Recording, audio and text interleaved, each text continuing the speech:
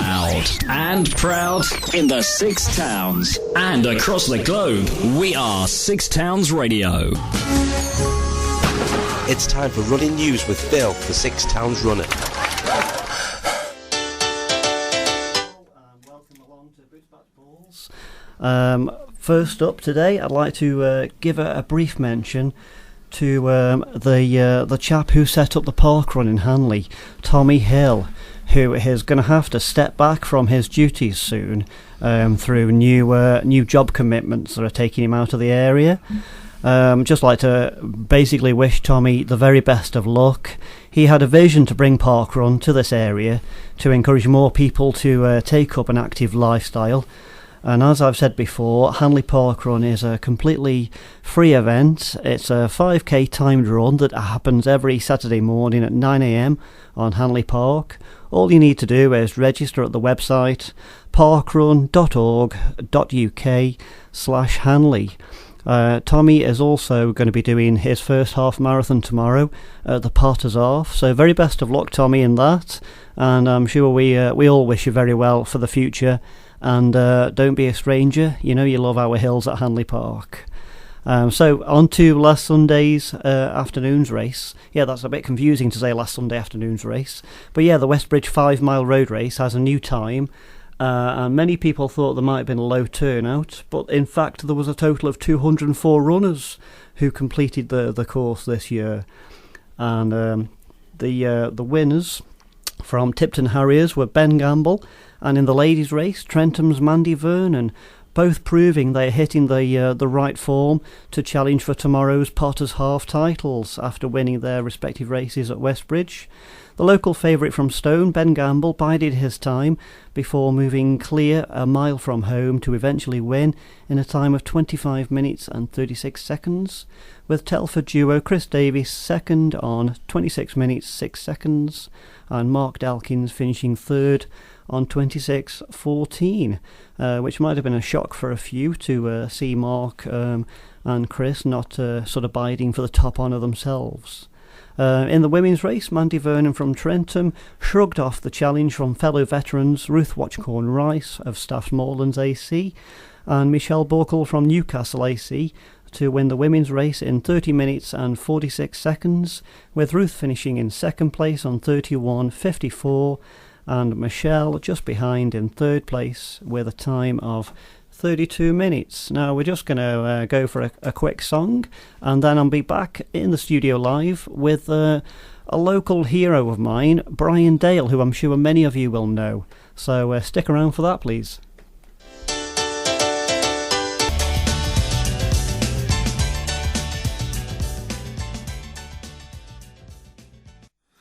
Step on from the Happy Mondays there. Happy Mondays are playing Junction 16 Festival, August the 11th.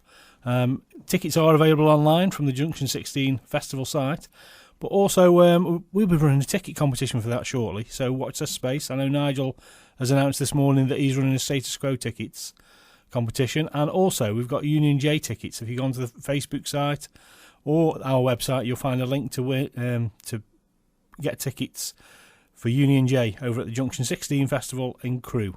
Betley, actually. Back to Phil and Brian. Over to you, Phil.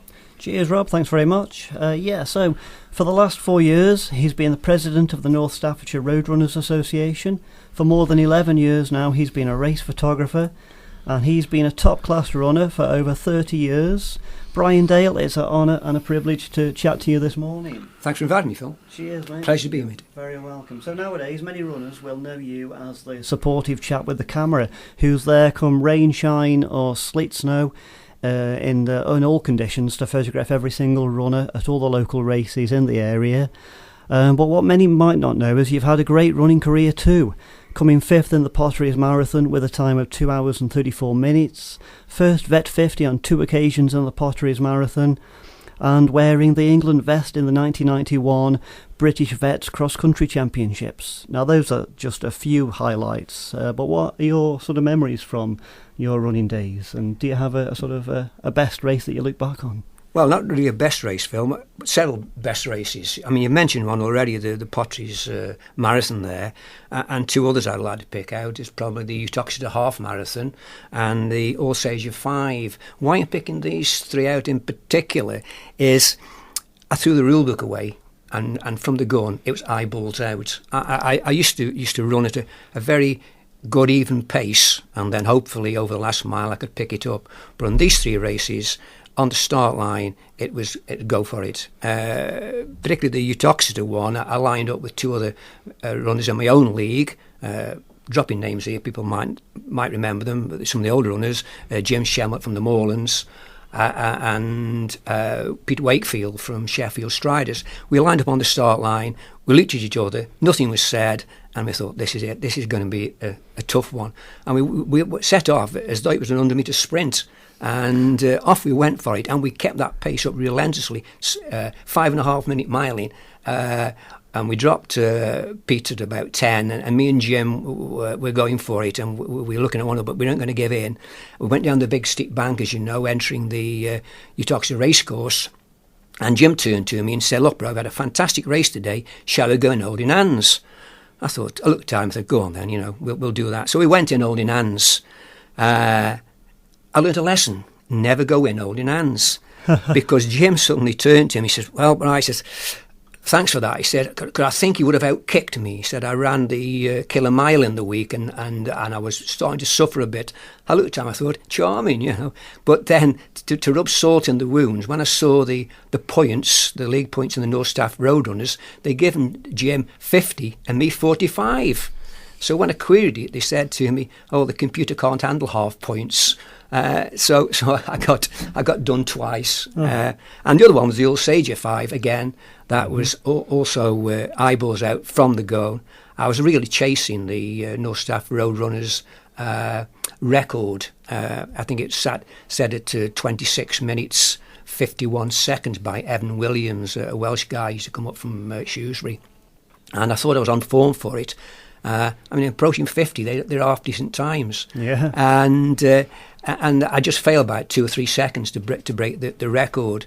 But the bonus for me on that day was that I beat a friend of mine called John Davies, who you might know. Mm-hmm. John's a 220 marathon man. Now he is a hero. He's a top dog. But on that day, it was my day. And so I had a nice smile on my face afterwards. I didn't quite get the time, but I did beat John. But say those three because I ran them totally different than I did most of my races, and they were eyeballs out, but they were good races. Yep, and it obviously proved to be a winning format. It did.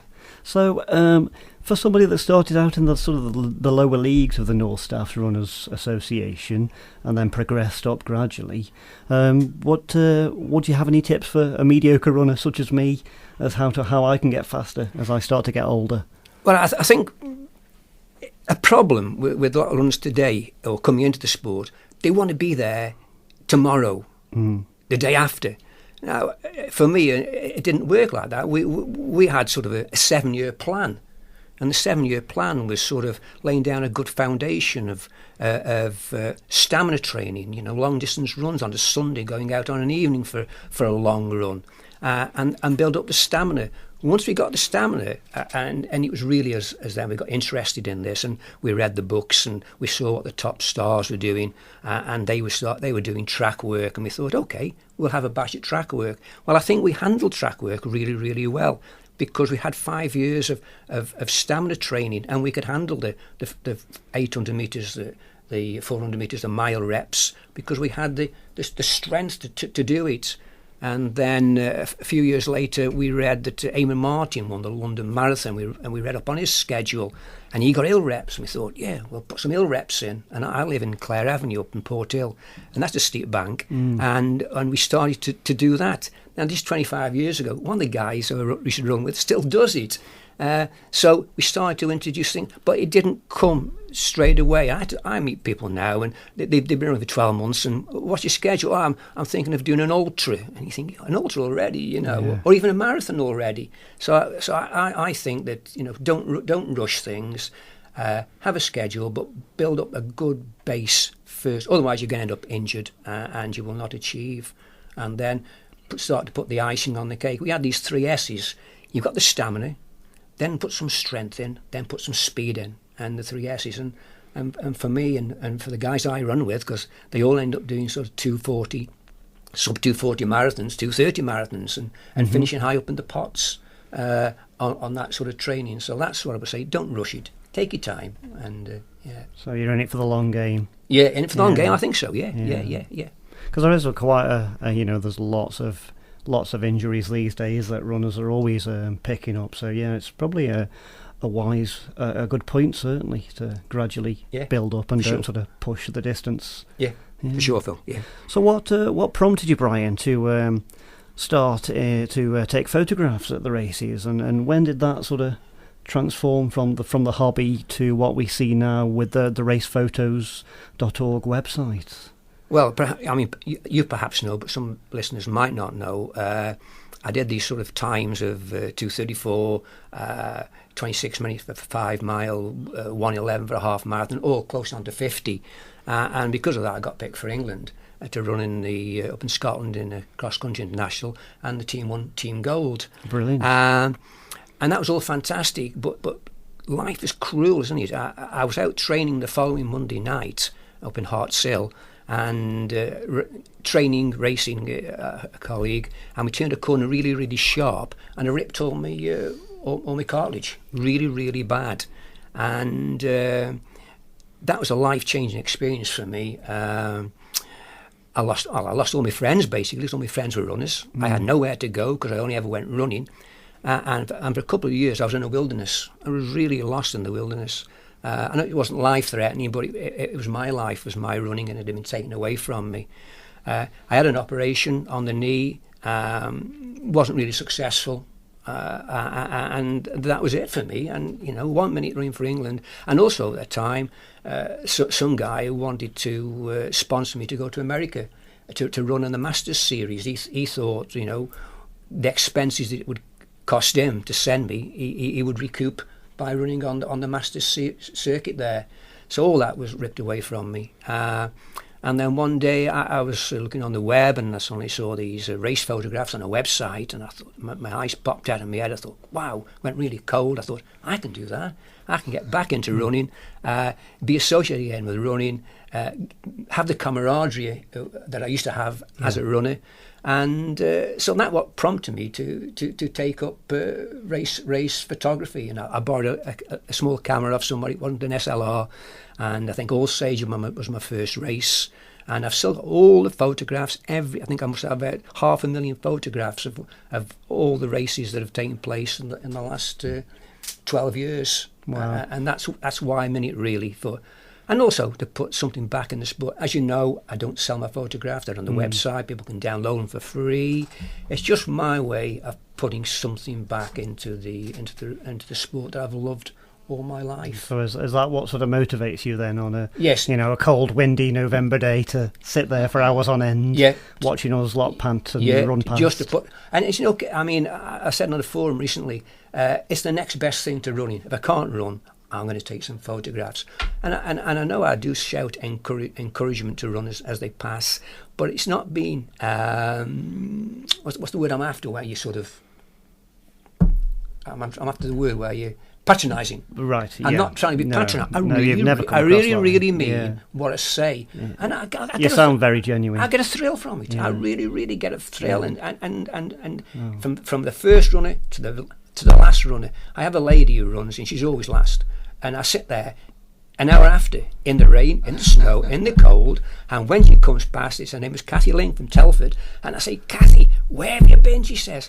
I say, my dinner's getting cold. And cheeky so-and-so, she says, I'll slap your legs.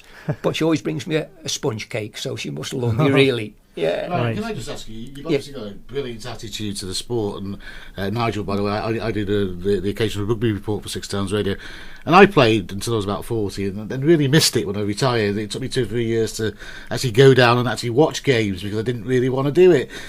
Obviously, from what you're saying, keep playing as long as you can, keep going as long as you can. Yes, I'm you're a long time retired. I support that totally. I'm still running at 72 now. Yeah. So don't write me off yet. No, I'm not writing you off. Clearly, the old dog might be on the start line one of these days. But, the encouragement to the youngsters is don't give up when you're 30, isn't it? It is. you've got to keep going, and it's fantastic. There are a lot of veteran runners out there these days, and I encourage them to keep at it, and they sometimes say, oh, the legs are hurting me today, Brian, I think this is it, and I'll shout, no chance, and I want them to. And there are a few people out there who ran every Potteries Marathon, aren't there? And a few people who are probably still running. Yeah. Done all of them so far, I don't know, the halves as well. Yes, there'll be a friend of mine, Rob Findler, who's around the corner from me. Rob will be running tomorrow. He did all 26 marathons, and he's run every half marathon. I think this will be the 8th tomorrow. So I think there's about... There was a guy who I came across from rugby,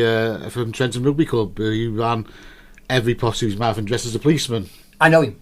Another guy. Yeah. For charity, obviously. For charity, yeah. I photograph him. I know him. Yeah. So I think there's about 10 of them now who've run every race, and you've got to take your hat off to them. It's quite something. It's an achievement. Yeah.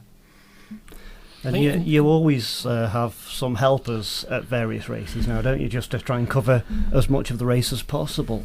So is there any sort of sign of you sort of taking on a young apprentice and you sort of putting the camera away? You've got to be joking. I was hoping that. I thought that would be the case. You've got to be joking. But it's great. In fact, tomorrow at Potter's Half Marathon, some guy contacted me and said, look, I'd like to come and support you. And I drove around the course yesterday.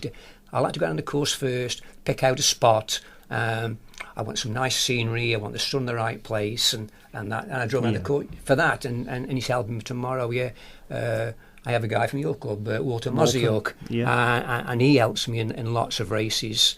I had a young girl the other day. I go to Northwood Nursery up in Clayton there and telling Mum about this, and she said, oh, my daughter's interested in photography. She's at Clayton High School. I said, well, if you want some work experience. Anyway, last week, you just mentioned it there, the Westbridge 5, she came to Westbridge 5, and I set her up on the canal and lent one of my SLR cameras, and she took some incredible photographs, and she was thrilled to bits. So she's got a first CD of photographs of a work experience, and say she's going to do photography at college. Fabulous. So she'll probably remember last week. Great stuff. Do you always go to the same spots at the races? Do you know where you're going now? I know where I'm going, Phil, because like tomorrow I'm going to Vicky Road. I need somewhere where I can park my car, and I need the sun at my back. When the last runner's gone past me, I need to shoot off to my next place up on the town bridge. Again, car parking, I need to know where I'm going. It's pretty hopeless if I'm sort of driving around trying to park my car up and to see the runners going up the road. So have there ever been like occasions where you've then missed the lead runners at your second spot? Not really, Phil. I do plan it out like a military operation. I drive it. I always go to a race first, look around the course, work out my times, the runners' times. So I do plan it. And that obviously keeps you well in the community then. That's right. So you know everyone's times. Yeah. So could I push you on who you would tip for tomorrow? Because it is it's a who's who of the area's elite runners. Well, will be lining up tomorrow. I think there's only going to be one winner, and that's Andy Jones. Andy Jones, yeah. Yeah, I mean Ben. I'm not knocking Ben. Ben's fantastic, but I think Ben will know that Andy. I mean, Andy, he come second, I think, and or did he win the Blackpool Marathon? Marathon. I'm I think not he sure. won Blackpool half. I think he was he second or was he third at Manchester? Yeah. Andy Jones would be my tip tomorrow. Right. And I don't know who's going for the ladies, but it could be Mandy, couldn't it? It could very well be. Could be Mandy, She's doing really well. Yeah. So lastly, you've stepped down in January as the president of the North Staffordshire Roadrunners Association, and you've sort of handed over the reins to a Trentham runner who's obviously a close friend of yours, Stan Winterton.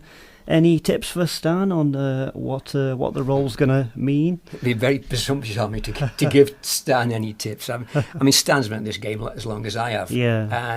And he's a real gentleman. Fantastic guy, well respected by runners, still running terrific times himself. So no, I think Stan will make an excellent president of the association. I'm for sure of that. The only thing I would say that when I took on the role 4 or 5 years ago, is I started to write a president's ramblings, a president's report, where I used to tell of little stories, humorous stories, that had happened to me. Sometimes it were training tips and things like that that had happened to me in every quarter, and these were well received by runners. So quite a few people say, thoroughly enjoyed reading it made me giggle and things like that, and brought back memories of when I was running and things like that. So I would just probably say to Stan, something worth carrying on, Stan. And I know Stan's a poet. So we might end up with a poem every quarter, but I think Bryan. Stan is stunning. I really is a big friend of mine, is Stan, and I think he'll make a great president. Great. And I think the sport's in a fantastic hands with Stan and all the runners tomorrow on the Potter's Half. Yeah, it'll be fantastic. The course is now the race is now full. There's no entry on the day anyway, but the race is now full. Yeah, it's terrific. So fantastic. Terrific. Yeah. Obviously, this warmer weather brings them out. Yeah, that's right. Just to wrap things up then, I'd just like to thank you for everything you've done, for us runners over the last, however many years, if you see Bryan tomorrow, give him a wave and give him a smile on the course, but also give him a thank you, because if it wasn't for Bryan, you'd probably have a big watermark on all your photographs that you proudly display on Facebook over the week. So good luck, everyone, and I shall be out there to support you all on Milton Road. Cheers, and thanks for listening, and thank you, Bryan. Thanks to you, Phil. Thanks very much. Bryan. Thank you. Loud and proud in the 6 towns and across the globe, we are 6 Towns Radio.